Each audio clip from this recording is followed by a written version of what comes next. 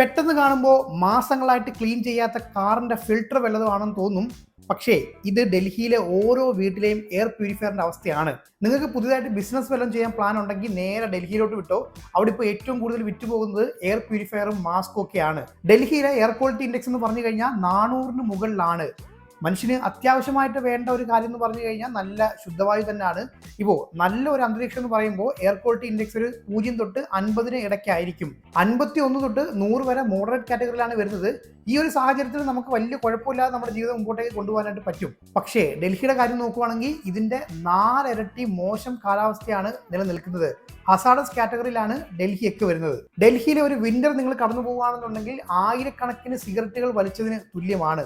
എന്തുമാത്രം ആരോഗ്യ പ്രശ്നങ്ങളായിരിക്കും ഈ ഒരു സാഹചര്യത്തിൽ താമസിക്കുമ്പോൾ നമുക്ക് വരുന്നത് എന്നുള്ള കാര്യം അറിയാലോ. ആരോഗ്യ പ്രശ്നങ്ങൾ അവിടെ നിൽക്കട്ടെ. മറ്റൊരു അപകടം എന്ന് പറഞ്ഞു കഴിഞ്ഞാൽ സീറോ വിസിബിലിറ്റി ആണ്. 50 മീറ്റർ ദൂരത്തേക്ക് നമുക്ക് വിസിബിലിറ്റി ഇല്ല എന്ന് തന്നെ പറയാം. ഇപ്പൊ നിങ്ങൾ രാവിലെ എഴുന്നേറ്റിട്ട് തൊട്ടടുത്ത വീട്ടിലേക്ക് നോക്കുകയാണെന്നുണ്ടെങ്കിൽ നിങ്ങൾക്ക് ആ വീട് കാണാൻ പറ്റത്തില്ല. പകരം പുകയായിരിക്കും നിങ്ങൾ കാണുന്നത്. പിന്നെ സൺഗ്ലാസ് ഇല്ലാതെ നിങ്ങൾക്ക് നേരിട്ട് സൂര്യനെ നോക്കാനായിട്ട് സാധിക്കും. ഇതിലും വലിയൊരു അപകടം ഇരിക്കുന്നത് ഹൈവേകളിലാണ്. ഹൈവേകളിൽ ഒരുപാട് ആക്സിഡന്റുകളാണ് സംഭവിക്കുന്നത്. ഇത് കാരണം കഴിഞ്ഞ ദിവസം കൂടി ഒരു വലിയ ആക്സിഡന്റ് ആണ് ഈ ഒരു സീറോ വിസിബിലിറ്റി കാരണം സംഭവിച്ചത്. തൊട്ടു മുൻപിലുള്ള വാഹനം കാണാൻ പറ്റാതെ അപകടത്തിൽപ്പെട്ട് മരിച്ചത് ധാരാളം പേരാണ്.